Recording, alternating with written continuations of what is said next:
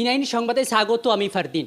আর আমার সাথে রয়েছে একদম বহু পরিচিত, যাকে একদম এক কথাই বলবো দুজন শের আমার পাশে রয়েছে। একজনের সাথে পরিচয় করে দিই, বিনয় দুবে। পরিচয় করার কিছু নেই, তবুও আমার পাশে রয়েছেন বিনয় দুবে, আর এই পাশে মোহিত শর্মা। आज ये कोलकाता ऐसे कोलकाता में आए हैं आप लोग, कैसा लग रहा पहले ये बोलिए। देखिए, जो पश्चिम बंगाल जो है ये भूमि है रविंद्रनाथ टैगोर की। ये भूमि है इस देश के जो लोग हैं, जो प्यार मोहब्बत बांटने वाले लोग हैं, उनकी ये भूमि है।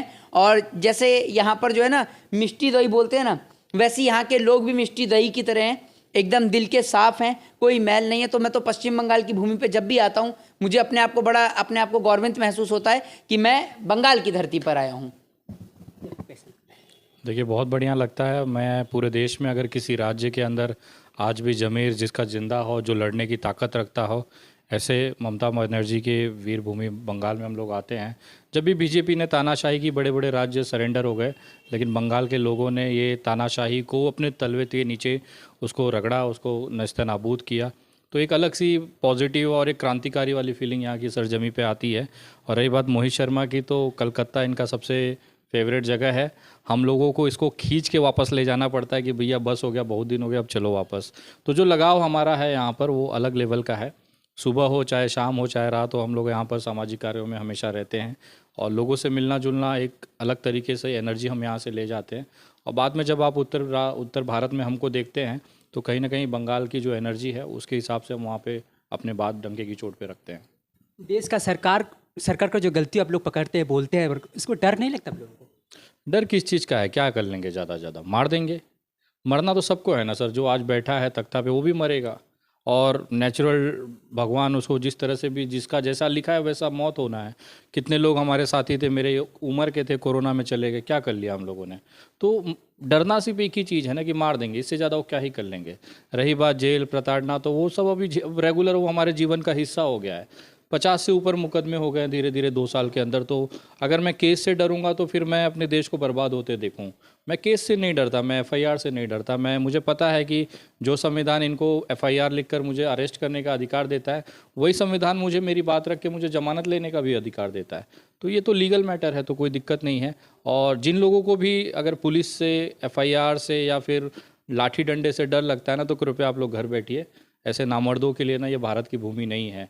भारत की भूमि ने आज़ादी की लड़ाई में लाखों लोगों की शहादत दी है, तब आज हम आज़ाद होकर बोल पा रहे हैं।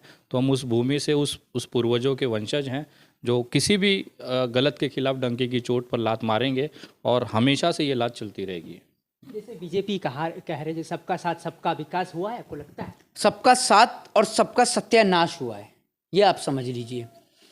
आज बंगाल हो, आप देख रहे हैं कि बंगाल के जो लोग हैं उनको प्रदर्शन करने के लिए दिल्ली जाना पड़ रहा है।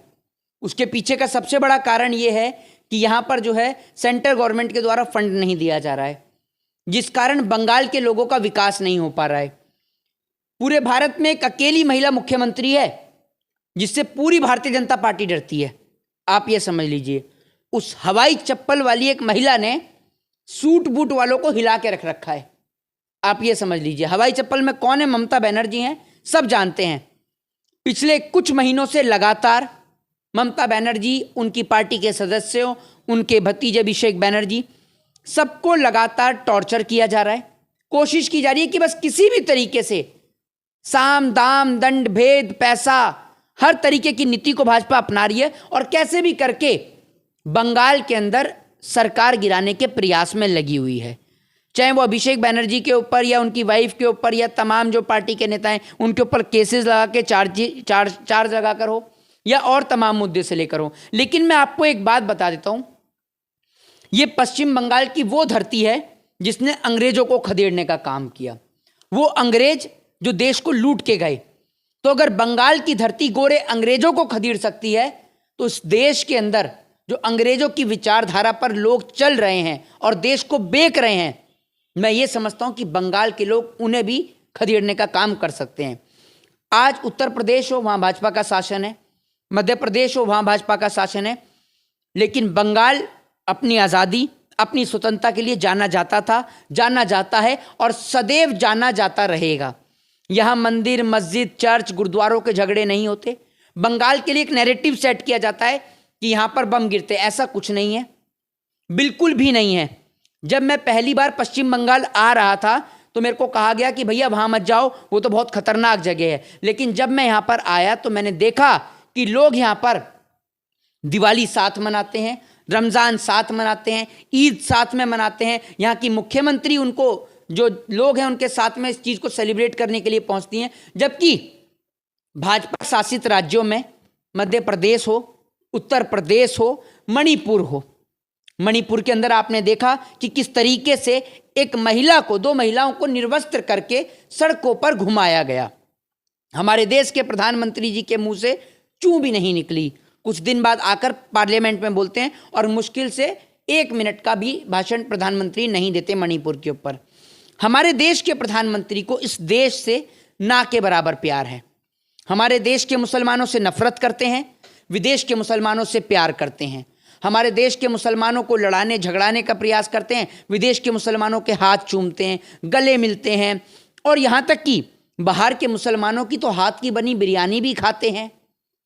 उनके साथ में तो जो है प्रधानमंत्री जी घूमते भी हैं। लेकिन हमारे देश के मुसलमानों से न जाने क्यों इतनी नफरत करते हैं, बड़ा सवाल है। विदेश जाते हैं तो मिस्र की मस्जिद में भी घूम के आते हैं। मैं आज एक उदाहरण, सबसे बड़ा उदाहरण बंगाल है अपने आप में, जो बंगाल अपनी स्वतंत्रता के लिए, अपनी वेशभूषा, अपने कल्चर, यहाँ के लोग जो है ना, मैंने आपको बोला कि क्या कहते हैं, मिष्टी दोई की तरह यहाँ के जो लोग हैं उनके अंदर कोई छल कपट नहीं है। यहाँ के लोग प्रेम के लिए जाने जाते हैं, सद्भावना के लिए जाने जाते हैं, क्रांति के लिए जाने जाते हैं।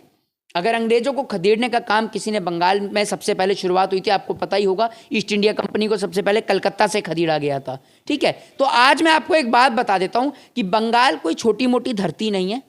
बंगाल रविंद्रनाथ टैगोर की धरती है, स्वामी विवेकानंद की भूमि है। ये बंगाल वो धरती है जो अंग्रेजों को खदेड़ सकती है। तो नरेंद्र मोदी और अमित शाह जैसे लोग तो इस धरती पर विराजमान हो ही नहीं सकते हैं। गोदी मीडिया का अगर बात करें, कहाँ गोदी मीडिया कहाँ बोलते हैं आप? देखिए, जो तलवे चाटेगा नरेंद्र मोदी के लिए काम करेगा तो मोदी के लिए गोदी मीडिया ही कहा जाएगा। जब से उन्होंने खबरें दिखानी बंद कर दी और तलवे चाटने चालू कर दिए, तो मैं ही नहीं, पूरा देश उनको गोदी मीडिया कहता है। क्योंकि जिस तरह से उन्होंने केवल मोदी जी के अंदर ही उनको भगवान का अवतार दिखने लगा, वो विश्व गुरु दिखने लगे। देश के हालात ये थे कि हमारे कोरोना के काल के दौरान में लाशें जो थी नदियों में बहाने पड़े थे और जो चील कौवे थे उनको नोच के खाया था। उस समय भी ये मीडिया ने उसको कवर नहीं किया, उसमें भी दिखाया कि देखिए कैसे कोरोना को कंट्रोल किया हमारे मोदी जी ने, विश्व गुरु हैं, फलाना है, ढिमकाना है। तो जब एक लाश को, जब हमारे देश के नागरिक की लाश को, जिसको दफनाने और जलाने की जगह नहीं मिली, मजबूरी में नदियों में उसको समाहित किया गया, और उसको जब कुत्तों और चील कौवे ने जब उसे नोचना चालू किया, तब इस गोदी मीडिया का अगर दिल नहीं पसीजा तो मुझे लगता है इससे विभत्स घटना हो ही नहीं सकती। मणिपुर में वहाँ की महिलाओं को नंगी सड़कों पर दौड़ाया गया, उनके योनियों को रगड़ा गया, छेड़ा गया, बलात्कार किए गए, जिंदा काट दिए गए। उस पर भी इनको वहाँ की एक फुटेज मुझे इनकी मीडिया चैनल पे नहीं दिखाई दी। हज़ारों लाखों यूट्यूब चैनल अगर नहीं दिखाते तो देश के सामने ये बात भी नहीं आती कि वहाँ पे ऐसा कुछ हो भी रहा है। तो जब इस तरह की आप गुलामी करेंगे तो हमारे लिए आप दल्ला मीडिया और गोदी मीडिया से कम नहीं है। ऐसा क्या हो गया, मतलब प्रधानमंत्री को यूट्यूब चैनल खोलना पड़ रहा है? देखिए, उनको पता चल गया ना, आजकल यूट्यूब क्रेज़ में है सर। बहुत आजकल का जो ट्रेंडिंग करियर है ना, पहले होता था लोग इंजीनियर बनना चाहते थे, लोग डॉक्टर बनना चाहते थे। आज बहुत सारे ऐसे, छत्तीसगढ़ में रायपुर के पास एक गांव है जो कोई पूरा यूट्यूबरों का गांव है, वहाँ पे हर लड़का यूट्यूबर है। तो लगभग अब यूट्यूब जो है ना, वो बेसिकली लोगों के लिए एक आय का स्रोत है, एक अपने आप को फेमस करने का स्रोत है, अपनी बात रखने का स्रोत है। तो मोदी जी अब देखिए, अब प्रधानमंत्री नहीं रहने के बाद क्या करेंगे बेचारे, वो भी अपने मन की बात कहीं करेंगे। तो उन्होंने भी अपना चैनल बना रखा है, तो हम स्वागत करते हैं कि जिसको आप लोग कल तक देशद्रोही यूट्यूबर्स कहते थे, या यूट्यूब चैनल को चिंदी न्यूज़ चैनल, चिंदी मीडिया कहते थे, आज उस चिंदी मीडिया पे खुद प्रधानमंत्री आके बैठ रहा है। तो हमारा जो यूट्यूब संसार है ना, बहुत ताकतवर है। हम तो प्रधानमंत्रियों का भी स्वागत कर लेते हैं, लेकिन मैं पूछना चाहता हूँ वो दलाल मीडिया कहाँ जाएंगे?